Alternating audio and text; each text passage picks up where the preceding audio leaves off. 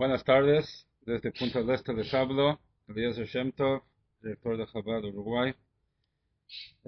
Vamos a iniciar hoy una serie de clases sobre el segundo libro de Tanya, el libro denominado Shad HaYehud Ve'emunah, el libro de la unión y la fe, que trata principalmente sobre la mitzvah de fe que la Torah nos recomienda. ¿En qué consiste? ¿En qué debemos creer? ¿Y en qué consiste la mitzvah de unificar, unir el nombre de Dios? Tenemos de hecho dos mitzvot al respecto. Uno es la mitzvah de creer, que eso los codificadores lo deducen del primer mandamiento, Noji Hashem Elokeja, yo soy Dios, tu Dios, y ahí viene la obligación de creer. Ahora vamos a ver creer en qué exactamente, porque cómo se supone que alguien puede ordenar a creer si no crees que existe ese quien te ordena. Entonces, de hecho, la mitzvah de creer en Dios no se trata de creer en un Dios o en la existencia de un creador, porque sin esa fe básica no hay de quien hablar, quien te ordene a creer. La mitzvah de creer en Dios es creer en la unidad de Dios. Y eso es también lo que vemos después en la mitzvah de Shema Yisrael Hashem Elokeinu Hashem Echad, que es unificar, unir el nombre de Dios, o sea, creer en un Dios único. Ahora vamos a ver de qué se trata todo esto, y todo Shad HaYehud Ve'emunah gira en torno a estos preceptos: la fe en Dios, por un lado, y la unificación del nombre de Dios, por otro lado. Y son dos mitzvot diferentes.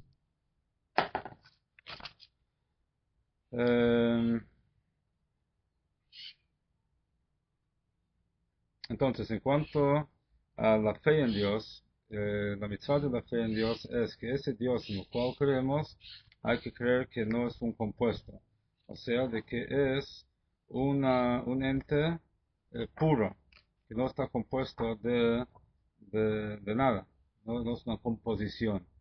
Eso es la mitzvah de creer en Hashem, que es un solo ente. Pero esa fe en Dios es una fe que existe también antes que se creó el mundo. Creer en un Dios que no está compuesto, que es un ser simple, eso es algo aplicable aún sin que haya un mundo. Es más fácil creer en un Dios así sin la existencia del mundo. Todo la mitzvah de la unificación o creer en la unidad de Dios, Achdut Hashem, eso se aplica más bien después de la creación del mundo, y vamos a ver por qué. De hecho, en cuanto a la mitzvah de Achdut Hashem, la mitzvah de creer en la unidad de Dios, encontramos tres explicaciones. En primer lugar está Maimónides o Rambam, quien explica la mitzvah desde el punto de vista de Halajá. Después encontramos la explicación en el Zohar, que explica esta mitzvah desde el punto de vista místico.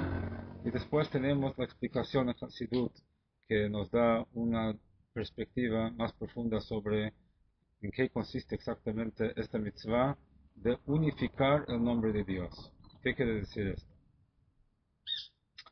En primer lugar, el Rambam, Maimónides, explica, decir que Dios es único implica que no tiene intermediarios, que Dios maneja el mundo directamente.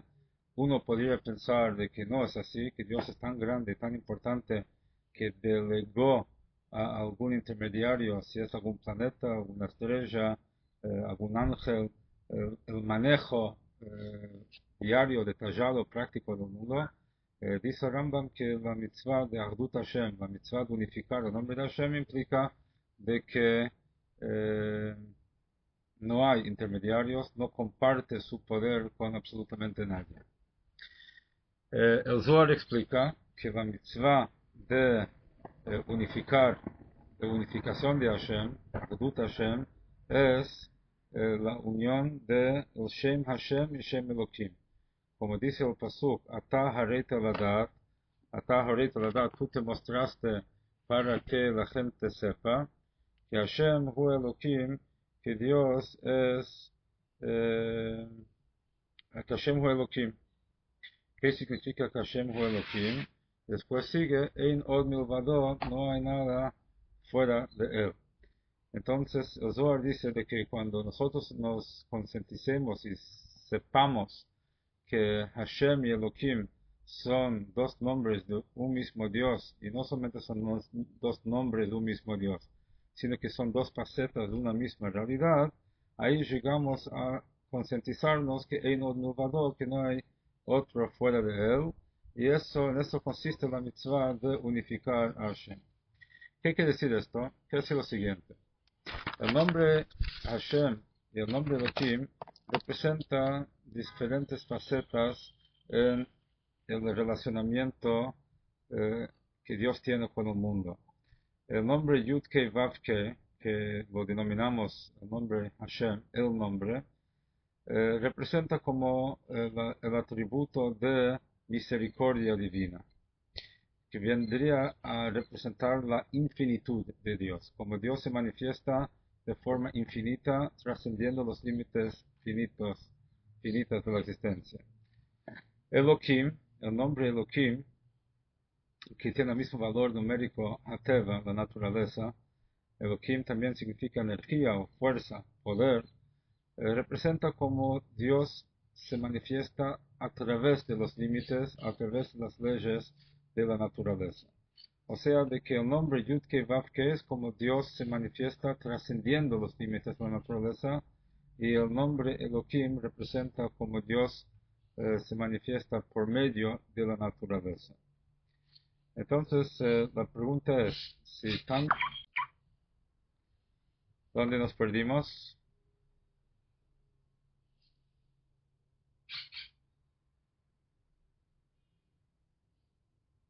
Hola, hola. ¿Me escuchan?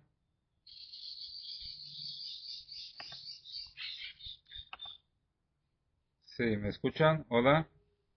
Hola, hola. Hola. Sí, ¿dónde nos perdimos?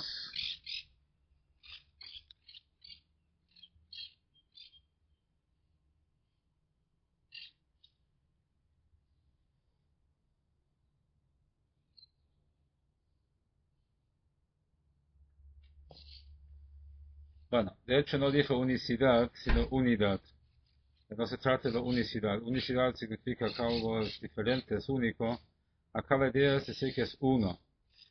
Entonces, la idea es de que, de acuerdo al Rambam dice de que la mitzvah consiste en creer que Dios no tiene intermediarios, de que Dios maneja el mundo solo. Y según el Zohar es de que unir los nombres Hashem y Elohim. O sea, de que entendamos de que lo que representa el nombre Hashem y lo que representa el nombre Elohim no son dos realidades irreconciliables, sino que son dos facetas de una y la misma unidad. ¿Qué quiere decir eso? Que es lo siguiente. El nombre Hashem, Yud-Kei Vav-Kei, es una palabra que contiene los tiempos presente, pasado y futuro en una sola palabra. O sea, representa como Dios trasciende la naturaleza. El nombre Elohim tiene valor numérico Hateva, la naturaleza, representa como Dios se manifiesta por medio de la naturaleza. El nombre Yud-Kei Vav-Kei representa la misericordia divina, o sea, como Dios brinda sin discriminación a toda la creación por igual. Elohim representa juicio, justicia, es que Dios da a cada uno de acuerdo a lo que merece, de acuerdo a lo que le corresponde. De ahí la diferencia entre milagro y naturaleza, de que la naturaleza es cuando las cosas funcionan de acuerdo a las reglas y leyes que Dios impuso.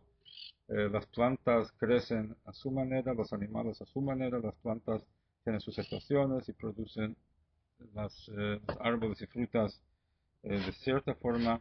otros de otra manera. Cada uno tiene su sistema inviolable. Después está como Dios trasciende la naturaleza y hace algo que trasciende las reglas de la naturaleza. Eso está representado por el nombre Hashem, que representa la misericordia, que no está supeditado a los límites de la naturaleza. De hecho, tanto la naturaleza como el milagro, ambos provienen de Dios, como dijo de hecho Baal Shem Tov, que la única diferencia entre el milagro y la naturaleza es que la naturaleza es un milagro continuo. Si es así, ¿por qué nos emocionamos cuando vemos alguna cosa milagrosa y no cuando vemos la naturaleza? Si ambas cosas son manifestaciones divinas, tanto lo milagroso como lo natural, tendríamos que estar muy emocionados cuando vemos una planta creciendo, un pájaro volando, el agua fluyendo. ¿Por qué no sucede eso? Entonces la respuesta es porque cuando vemos la naturaleza, entonces seguimos nuestra naturaleza. Nuestra naturaleza no es impresionarnos por la naturaleza. Es cuando presenciamos algo que rompe con la naturaleza, eso provoca a nosotros también una salida de nuestro comportamiento natural y ahí nos quedamos impactados por lo que experimentamos. De hecho, encontramos algo interesante con respecto a esa filosofía con Amalek. Amalek vino a enfriar al pueblo judío cuando estuvieron tan emocionados por los milagros que habían vivenciado, las 10 plagas en Egipto, la partición del mar. Vino Amalek cuando el pueblo judío estaba en camino al monte Sinaí y los enfrió. ¿Cómo los enfrió? Explican las enseñanzas hasídicas que vino con un argumento muy lógico. Dijo, ¿ustedes por qué se impresionan? Porque Dios partió al mar. Dios puede hacer lo que quiere, creó el mundo entero. ¿Qué tanta cosa partir el mar para Dios? ¿No? Dios, todo el mundo es una creación divina, Él puede alterarlo a su antojo. ¿Por qué se van a impresionar? Ahora, ¿dónde está la falla en el argumento de Amalek? La falla está de que si Amalek hubiese venido antes que se partió el mar y les hubiese dicho al pueblo judío, miren, si Dios hubiese partido el mar, ¿ustedes no bailarían de alegría? Obvio. Entonces, ¿por qué? Porque ahí quedaría claro que es una manifestación divina. Del mismo modo, tienen que bailar y cantar cada vez que escuchan un pájaro cantando, cada vez que abren los ojos y ven, cada vez que los pulmones funcionan, cada vez que pasa algo natural, tendrían que bailar y cantar del mismo modo que bailarían y cantarían si Dios partiese el mar, porque es el mismo Dios quien lo está haciendo. Eso hubiese sido un argumento coherente y racional, pero Amalek usó el argumento a la inversa, o sea, quería enfriar su entusiasmo, diciendo que partir el mar no es nada especial porque todos los días la naturaleza es una creación divina, tan creación divina como el milagro. Vino a enfriar la fe del pueblo judío con su argumento, no a fortificarla. Por lo tanto, es el enemigo número uno del pueblo judío, porque una vez que uno tiene la frialdad frente a la grandeza de Hashem, ahí ya queda la puerta abierta para todo el desmoronamiento y decaimiento de todo su comportamiento y todo su entendimiento y sentimiento. Encontramos también ese concepto de Hashem y Elohim, o sea,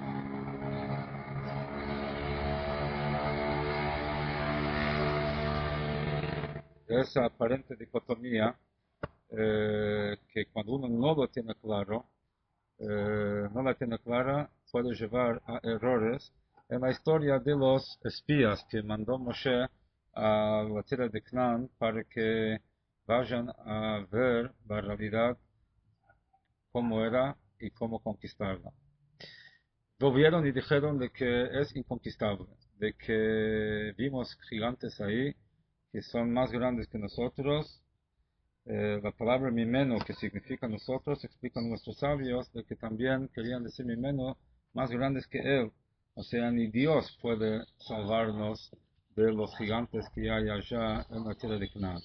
La pregunta es cómo los espías, que eran los líderes del pueblo judío, los príncipes del pueblo judío, cómo pudieron equivocarse de tal manera, luego de haber visto milagros, las plagas en Egipto, luego de haber visto la partición del mar, luego de haber visto todo eso, cómo es de que de repente dudaron de que Dios iba a poder vencer a los gigantes de la tierra de Canaán. La respuesta es de que ellos se equivocaron en lo siguiente.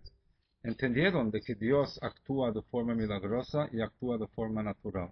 Lo que no entendieron es que puede hacer las dos cosas simultáneamente. Así como uno no puede estar triste y alegre a la misma vez, no puede ser generoso y amarrete a la misma vez, entendieron que Dios no actúa de forma milagrosa y natural a la misma vez. Entendieron de que hubo una época en Egipto y la partición del mar donde Dios se manifestó de una forma milagrosa, pero que ahora entrando en la tierra de Canaán empezaba una época natural. Y si empezaba una época natural, Dios no iba a convocar o imponer su fuerza supernatural, digamos, y entonces los judíos se verían sujetos a las leyes de la naturaleza, y en esa realidad, de hecho, la prueba estaba de que Moshe los mandó a espiar, porque ¿por qué había que espiar? Espiar es un paso natural que se toma antes de conquistar una tierra. Si aquí se tratara de una conquista milagrosa, ¿por qué hace falta tomar medidas naturales de espionaje? Entonces ellos entendieron de que aquí se trataba de un traslado de una época milagrosa a una época natural. Entonces que Dios no iba a salvarlos de los gigantes y que ellos estarían vulnerables frente a esa realidad.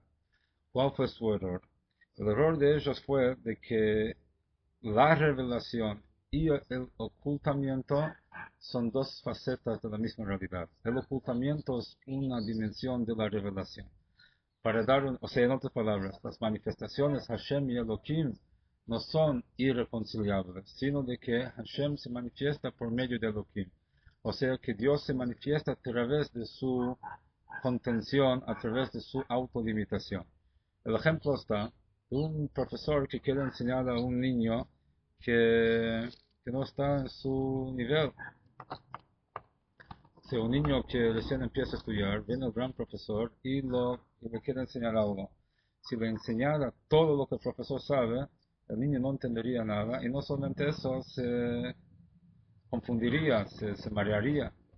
Para que el profesor pueda enseñar algo a su alumno, al niño, tiene que ocultar gran parte de lo que sabe para que el niño pueda absorber conocimiento de acuerdo a su nivel. Resulta entonces de que ocultamiento y revelación no son una contradicción, sino que el ocultamiento es una herramienta por medio de la cual uno puede revelar y enseñar y educar. Eso fue el error de los espías, que ellos no entendieron de que esas dos facetas, la naturaleza y lo milagroso, son dos facetas que Dios se manifiesta a través de la naturaleza, igual como se manifiesta a través de lo milagroso, y de que no había ningún problema en que les haga el milagro a través de la naturaleza, a través de la estructura natural de la conquista de la tierra de Israel. Ese concepto de la separación de las dimensiones Hashem y Elohim también tiene su aplicación en la vida diaria de uno. Una persona puede decir, mira, si Dios maneja el mundo a su antojo, si Dios maneja el mundo de forma milagrosa, ¿por qué tengo que trabajar? Puedo mandarme mi parnasá directo. ¿Por qué tengo que yo someterme a trabajar para ganarme la parnasá? Por otro lado, uno puede decir al revés, siendo de que vivo según las leyes de la naturaleza, tengo que dedicarme a trabajar. Si no voy a trabajar, no voy a vivir. Entonces dedica todo su tiempo al trabajo e ignora el tiempo necesario para Torah, Tfilah, mitzvot, porque está totalmente dedicado a hacer su trabajo para ganarse su parnasá. Y ahí está otra vez el error, la separación de Hashem y Elohim, o sea, de que le falta esa unificación de Hashem y Elohim. Saber que Hashem le manda la parnasá a través de la naturaleza. Él tiene que hacer el recipiente por medio del cual Dios le manda su parnasá. Si el recipiente de por sí no sirve, Dios tampoco, lo que Dios le vaya a mandar, si Dios le manda lluvia, no sirve si Él no arró su campo previamente y no sembró. Él tiene que arar, Él tiene que sembrar, y después Dios manda la lluvia para que la semilla germine y para que crezca lo que Él plantó. Y así es en toda la vida. Entonces eso es la idea, lo que dice el Zohar, de que Ata Horeita Lada, tú te mostraste, en Matan Torah Hashem se mostró, se manifestó, y de tal manera que Hashem Hu Elohim, demostrando de que la parte supernatural de Dios, la parte natural de Dios, o sea, la manifestación supernatural y la manifestación natural, la manifestación sin límites y la manifestación con límites, por medio de los límites, es lo mismo Dios. Es la misma esencia, es exactamente lo mismo, manifestándose simplemente de dos maneras diferentes. Y que no hay ninguna contradicción entre los dos. Al contrario, la contención, el ocultamiento, la limitación es una herramienta por medio de la cual la infinitud de Hashem se manifiesta y se expresa. Eso es el concepto de la mitzvah de Ahdut Hashem, de unir la unión de Hashem, unir las distintas facetas en una, de acuerdo al Zohar. De acuerdo a Hasidut, ahora Hasidut lleva este punto más adelante todavía y explica de que decir que Hashem Hu Elohim no es solamente algo que se refiere a la unificación de las distintas facetas de Hashem, sino de que el hecho que el mundo es una creación divina, eso afecta e influye en nuestra perspectiva y visión del mundo en sí. Porque decimos si Dios es uno, muy bien. ¿Qué explica el Rambam? Que uno significa que no comparte su poder con nadie. ¿Qué dice el Zohar? Que las distintas dimensiones y facetas divinas son una sola cosa. ¿Qué pasa entonces con el mundo? Tú y yo existimos. Si nosotros existimos, entonces, ¿cómo se entiende la unión de Hashem? Significa Hasidut de que cuando hablamos de que Dios es uno, no es solamente de que es el único Dios o que sus distintas facetas están unidas, sino que no hay nada fuera de Hashem. De que toda la existencia del mundo es nada más que una creación divina que Hashem manifiesta constantemente y cuya razón de ser es nada más que servir a Hashem y cumplir con su voluntad. Como dice el Tzemach Tzedek, el tercer Rebbe de Chabad, que toda la finalidad de Hasidut y toda la finalidad de la creación del mundo, de hecho, o sea, de acuerdo al Hasidut, es convertir la palabra Ani en Ayin. La palabra Ani, yo, está escrita con las mismas letras que la palabra Ayin, nada. Y la idea es de que si bien uno nace creyéndose, sintiéndose, entendiéndose como un ser independiente, un Ani, yo estoy, heme aquí, el objetivo es llegar a poder penetrar esa apariencia y esa coraza y llegar a descubrir que en realidad somos nada independiente de Hashem. Que la única verdadera existencia es Hashem, como decimos, Shema Yisrael, Hashem Elokeinu, Hashem Echad. Echad significa uno, no decimos Yahid, único, decimos Echad, uno, porque la palabra uno contiene tres letras, Aleph, Het y Dalet. La Aleph tiene valor numérico de 1, la Het tiene valor numérico de 8, que representa los 7 cielos y la tierra. Dalet tiene valor numérico 4, los 4 puntos cardinales. La palabra Echad entonces implica que los 7 cielos y la tierra, los 4 puntos cardinales y todo lo que hay entre medio, es todo una manifestación divina. No es una existencia independiente. Ahora es ese punto que vamos a a desarrollar y explicar un poco más ampliamente ahora como introducción al estudio mismo de Shara Yehud Ve'emunah.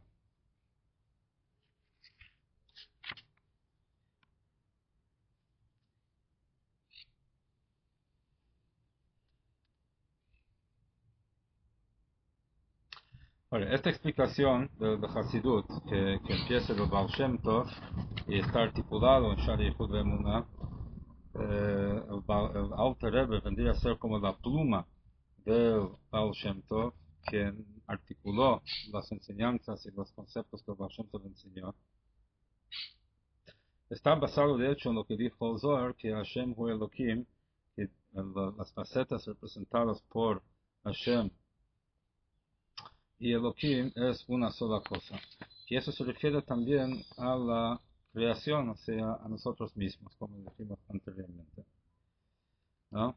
Entonces, en cuanto a esa novedad de Baal Shem Tov, que somos todos parte de Dios y no somos seres independientes, referente a eso dice el Rebbe de que el que no cree en eso hoy en día, el que no cree sino que sirve que Dios, sino que piensa que Dios y toda la existencia son dos entidades independientes, entonces aun si él cree de que Hashem maneja a todo el mundo solo, como un rey que maneja todo su país, pero cada componente de su país es un ente independiente de él, él y su pueblo son dos entes independientes. El que cree que Dios maneja al mundo como un ente independiente y no tiene ningún socio en el manejo del mundo, entonces en cierta forma está renegando fe en Hashem. Y hay que entender esto, ¿por qué? Porque durante miles de años, durante cientos de generaciones, había muchos que creían justamente eso. O sea, de que creyeron, ¿qué significa creer en Hashem? Que Dios es el único que maneja, que dirige el mundo y que no tiene ningún socio. Pero entendieron que el mundo es un ente independiente, o sea, Dios es quien maneja el mundo, pero el mundo no es Dios, ¿no? Entonces, ¿qué vamos a decir? Ellos fueron herejes, aún sutilmente. ¿Cómo vamos a decir algo así referente a grandes pensadores y grandes tzadikim a lo largo de la historia? Entonces el Rebbe explica de que cada cosa tiene su momento. O sea, siendo de que Hashem hizo que nazca el Baal Shem Tov y que se revele las enseñanzas de Hasidut y que se difunda ese conocimiento, ese entendimiento de lo que es la unidad de Hashem. Entonces, hoy en día, luego que esto haya sido revelado, luego que haya sido revelada la profundidad de lo que es creer en la Achdut Hashem, en la unidad de Hashem, todos tienen obligación de creer eso. Y el que no cree eso está fallando en su fe en Hashem. Antes que el Baal Shem Tov explicó y reveló lo que significa creer realmente en la unidad de Hashem, no había obligación de creer en eso de acuerdo a las enseñanzas de Baal Shem Tov. Y en aquel entonces alcanzó con creer de que Hashem es el único director del mundo y que no comparte la dirección del mundo con nadie. Pero una vez que Baal Shem Tov explicó que la unión de Hashem implica que no hay nada fuera de Hashem, que toda existencia es una extensión de Hashem, a partir de ese momento ya hay obligación de creer eso. Y no alcanza con creer que Hashem es el único quien maneja al mundo. Para fundamentar este concepto, el Rebbe trae algo muy interesante de la Gemara. La Gemara habla de los distintos defectos que los animales pueden tener que los descalifica para ser utilizados como sacrificio. Y uno de estos desperfectos se llama Dukin Shebe'ayin. Dukin Shebe'ayin significa un desperfecto en la pupila del ojo. O sea que el blanco del ojo penetra la iris, la pupila del ojo, Y a raíz de eso, la visión queda debilitada.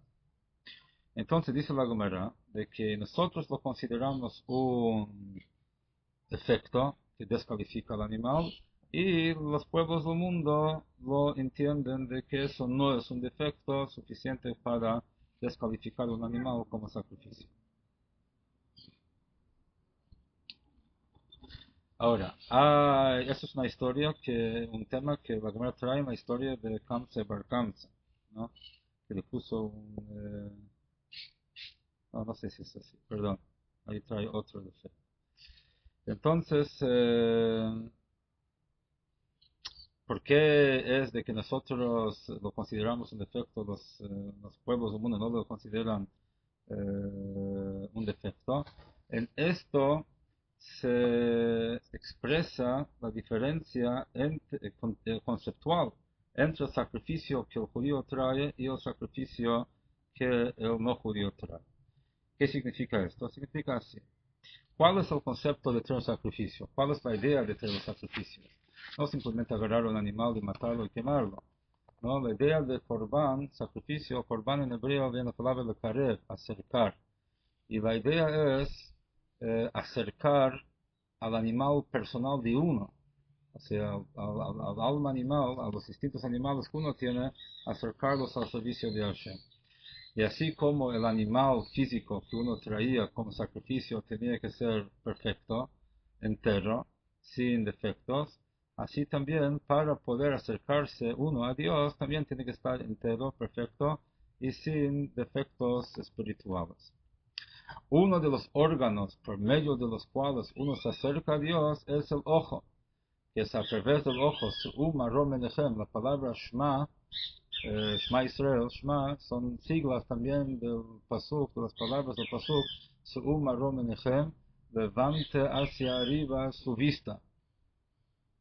Uru mi bara ele, y vean quién creó todo esto. O sea que la idea del ojo es a través de que uno ve al ojo, por medio del ojo, que mira la naturaleza, mira la grandeza de lo que es la creación, que ve quién creó y percibe de ahí quién creó todo esto. O como dicen nuestros sabios, ¿quién es el sabio? El que ve lo que, el que ve lo que nacerá. Arroeta anulado, el que ve lo que nace. Y la explicación simple es el que ve las consecuencias de sus acciones, eso es un sabio. Pero nuestros Hasidut explica quién es el sabio, el que ve lo que nace, o sea, de que ve que toda la existencia nace constantemente de la nada, o sea, que toda la existencia proviene de Hashem. Eso significa de que a través del ojo uno puede llegar a percibir y servir a Hashem. Y a pesar de que físicamente, con el ojo físico, se ve solamente la existencia física y uno puede equivocarse y pensar que el mundo físico es una existencia independiente que se maneja sin la intervención divina.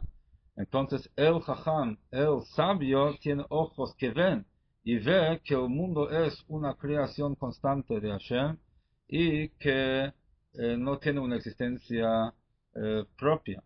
Y así es la visión clara de un sabio. Aroe es un jajam, aroe tanolad. ¿Quién es el sabio? El que ve el nacimiento, ve que el mundo nace constantemente de la fuerza divina que lo crea. Pero cuando tiene ese desperfecto en el ojo, cuando el blanco entra dentro del negro, entonces la visión se debilita. Ve que Hashem crea el mundo, pero hay como algo que tapa esa visión, que por eso uno puede pensar de que Dios tiene algún socio en la creación del mundo. Por lo tanto decimos que para nosotros esa visión es un desperfecto en el sacrificio. Una visión de ese tipo impide el acercamiento a Dios.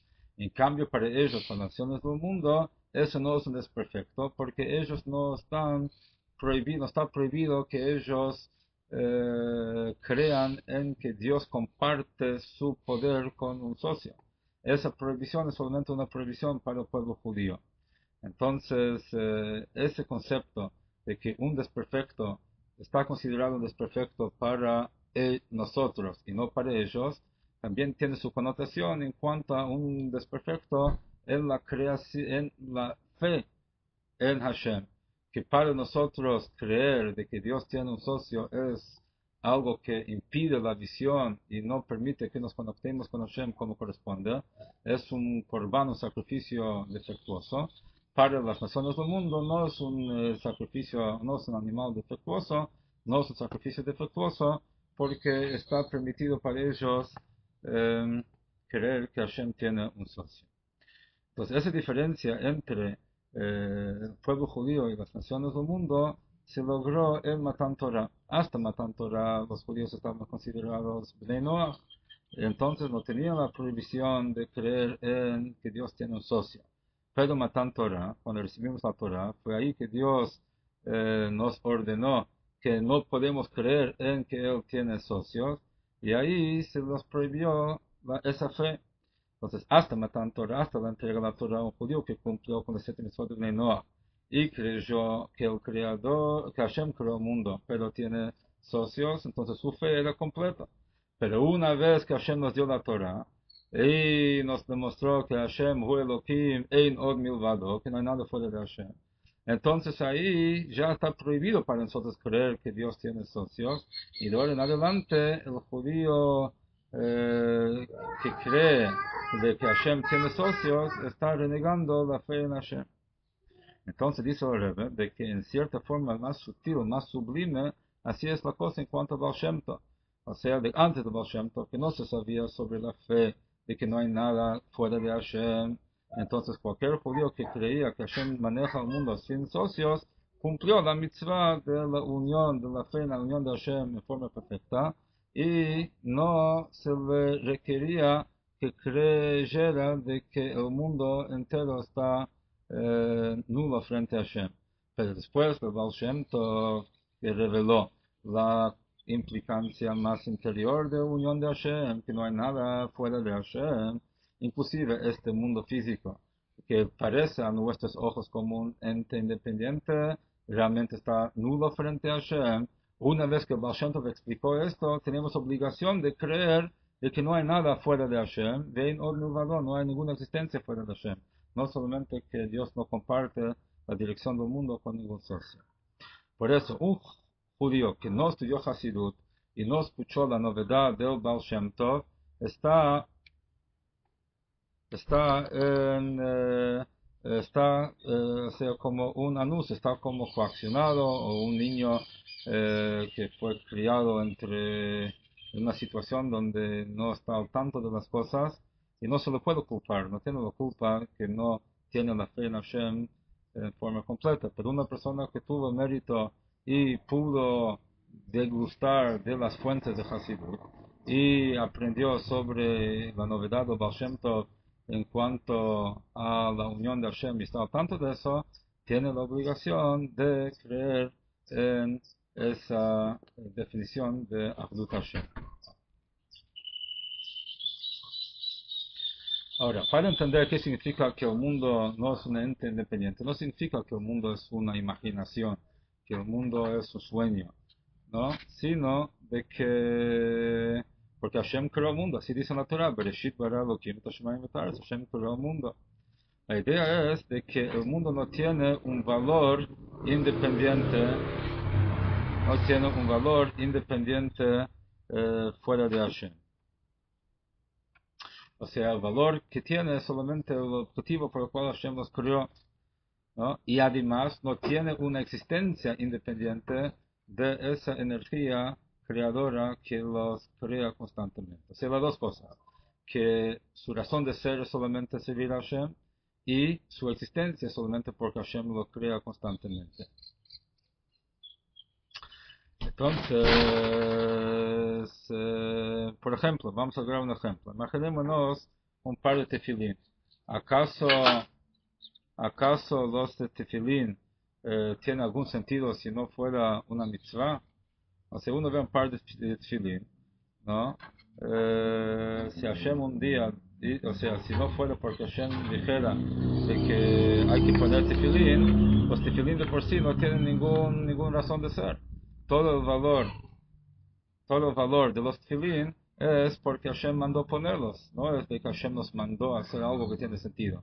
El sentido de los tefilín es porque Hashem nos mandó a poner, si no fuera por eso, no tendría ningún sentido. Y así es también, no solamente en cuanto a las mitzvot, sino en cuanto a toda la existencia, comer, beber y los demás placeres del cuerpo. A pesar de que nosotros pensamos y desde nuestra perspectiva comer, beber y dormir y todos los demás placeres tiene sentido, pero en realidad toda su verdadera existencia y todo su valor es porque Hashem los crea constantemente. Y eso es lo que encontramos con Adam Rishon, antes de que comió del árbol. Antes que comió del árbol, no tenían vergüenza por su desnudez, porque todo el cuerpo era nada más que una herramienta para cumplir la voluntad de Hashem. Después que ellos comieron del árbol, adquirieron un gusto independiente en los placeres físicos, y a partir de ahí es que se sintieron incómodos por su desnudez. Cuando Mashiach va a venir,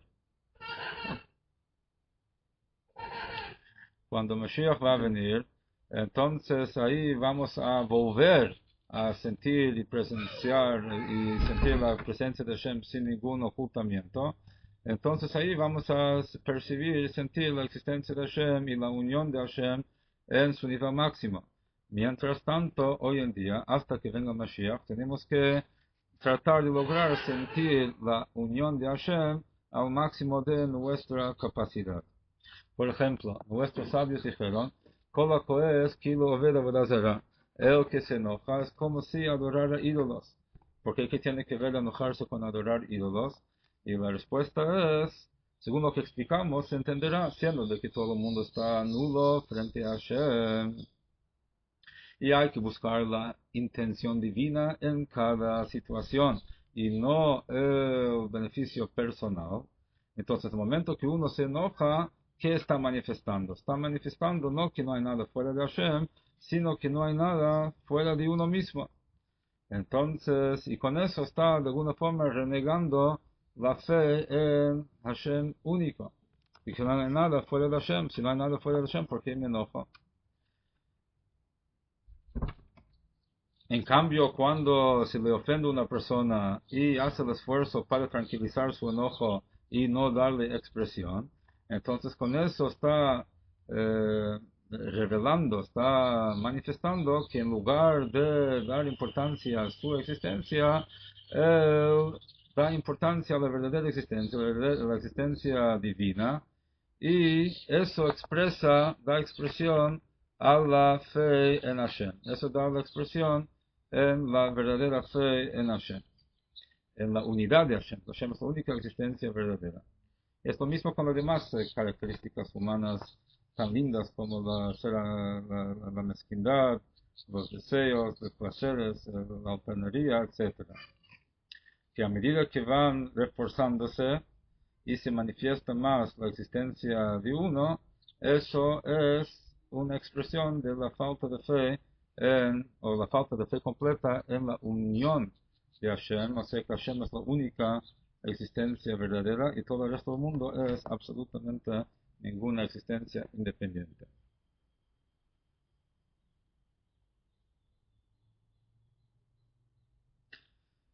Se cuenta del Mashpia, el Chacho Fegin, que explicó una vez a sus alumnos esta mitzvah de Ardut Hashem, y explicó toda la novedad del Baal Shem Tov, que no hay ninguna existencia fuera de Hashem, o sea, lo que el Baal Shem Tov innovó en comparación a lo que se entendió antes, hasta el Baal Shem Tov, de que la fe en la Ardut Hashem, en la unión de Hashem, es que no tienen socios. Y se levantó uno de los alumnos y gritó, ¿cómo puede ser? ¿Cómo puede inclusive alguien creer y pensar que existe algo fuera de Hashem? ¿Cómo puede ser que un judío creyente que estudia Torah y cumple mitzvot crea así? Entonces Reb Chaim Feigen contestó así, es cierto que después que el hasidismo, que el Baal Shem Tov reveló esa dimensión, esa comprensión, cuando estudiamos la novedad del Baal Shem Tov y lo pensamos bien, hasta que eso se metaboliza, se interioriza, uno llega a la situación donde es difícil entender cómo se podía pensar de otra manera. Pero hasta el Baal Shem Tov no se tuvo acceso a esa comprensión de lo que es la fe en la unión de Hashem. Hasta el Baal Shem Tov, la unión en Hashem fue que Dios no comparte su poder con ningún otro ente. El Baal Shem Tov explicó de que no hay ninguna existencia fuera de Hashem. Y eso es lo que vamos a estudiar en la primera parte de Shale y Yehud Ve'emunah, los capítulos 1 a 7. Vamos a explicar esta mitzvah de Ardut Hashem, de unificar el nombre de Hashem, hacia la unión entre Dios y los mundos, de acuerdo a la novedad de las enseñanzas del Hasid. Hasta aquí llegamos hoy.